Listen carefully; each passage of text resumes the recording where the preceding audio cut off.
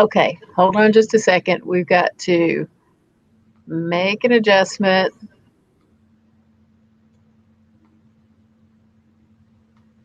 I don't know how that got on there actually. Okay, I think we're starting. Welcome everyone to our BRIC interview of our principal sponsor. This is Kim Watts from University Title. I know a lot of you know her well. They've been a BRIC principal sponsor since 2014.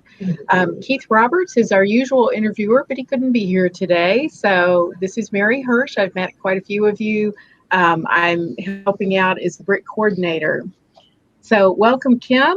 Kim is the escrow officer and branch manager of University Title at the Fitch location. Kim, do you want to introduce yourself just a little bit, what you do? Thank you. Thank you for having me. And like Mary said, I'm the escrow officer and branch manager of our Fitch location of University Drive. We have two locations, University Drive and our Fitch location. I help process all of the real estate transactions, and I get you to the closing table, and then we get you closed and funded through the whole real estate process transaction.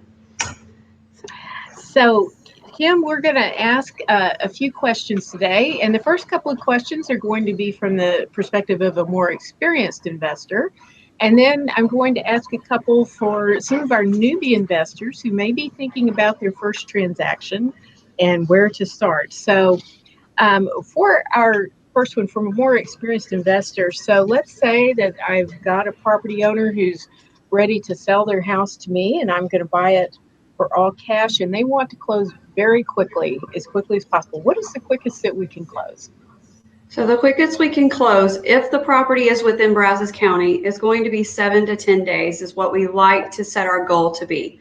That gives us plenty of time to get the contract in, get it receipted and in our system, gives our title production office plenty of time to do the title examination, and then it gives my team and the other teams here at University Title plenty of time to do enough review of that title commitment to see if there's any payoffs we need to order, HOAs we need to order, or clear any outstanding curative on those transactions as well.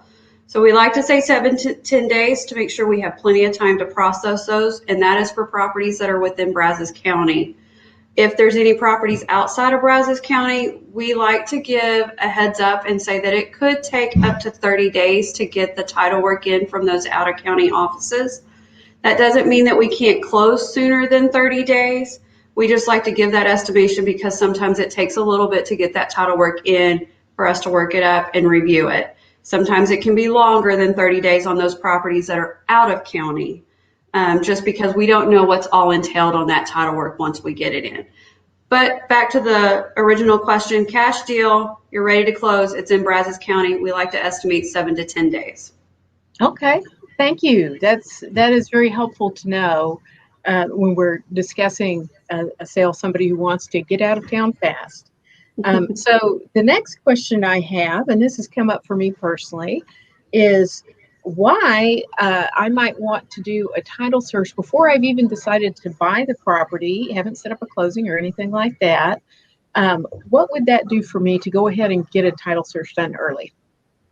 For you to call in and request a title search early and pay for that title search before you get a contract, that gives you a peace of mind of what that seller may have outstanding against that property. It'll tell you who the rightful owners are of that property and if there's any outstanding liens or anything like that against that property that may need to be cleaned up.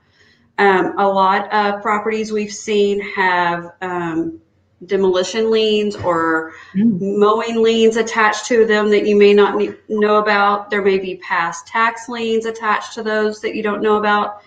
A lot of times if there's family property, the family may assume that it's gone through the proper channels and has been deeded properly through the family, but come to find out the person that you're doing the transaction with and getting the contract with may not necessarily be the person that has the authorization to sell that property. But it just doesn't say that you can't purchase that property. It just means there's more work for us to do to get it cleaned up for you to purchase that property. So that title search gives you that opportunity to know what you're working with and about kind of an estimate of how long it may take to get us to get that cleaned up for you before you can purchase. So that 7 to 10 days, like we talked about on a cash transaction, that's probably not going to work if that title search comes back and it comes out and there's lots of outstanding issues on that title run. So it gives you an idea of how long to gauge those contracts. And I actually had that experience. I'd looked up in Brazos CAD for the owner of the property and made a phone call to that person. They said, oh no, that property has passed on to some other heir, and I guess they never did the paperwork. So yeah, sometimes that Brazos CAD, there's a lot more to know, and also any liens, as you said. Yes, ma'am. So I also wanted to ask a couple of questions if I were a brand new investor, because when I was new, I had a lot of misconceptions and just things I didn't know. And we've heard this from other new investors. So one of them is, okay, so I'm all enthusiastic to get started. I found a property. I'm going to give that seller cash. But my only experience with closings has been buying my own residences, and the bank always took care of it. So if I've got cash, how do I get the title into my name? And how can I be sure that before I hand over tens of thousands of dollars? So basically, let's back up a little bit. The reason why you want to use a title company on your real estate transactions is because we're going to issue an insurance policy to you, and that is to protect you from any potential claims of ownership of that property from other parties. So that protects you from losses of problems from prior owners that may potentially come up. So you want to get that insurance from us to do that.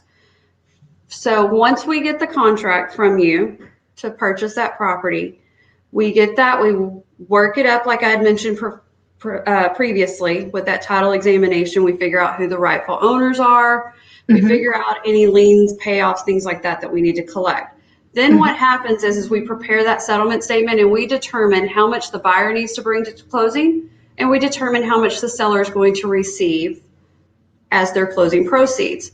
Then all the parties are scheduled to come to our office, or we can do an email out to those parties, or we can schedule mobile notaries for those parties that can't come to our office to actually execute and sign those closing documents.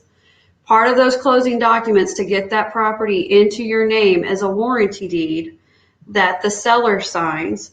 So that warranty deed that the seller signs transfers title from the seller over to the buyer.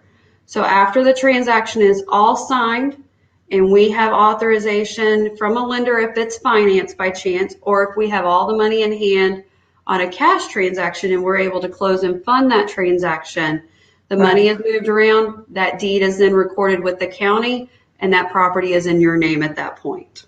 Okay.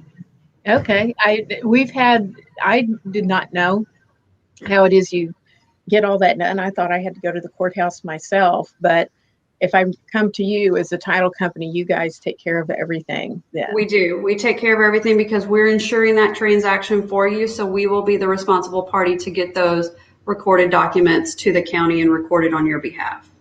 Excellent. That's excellent.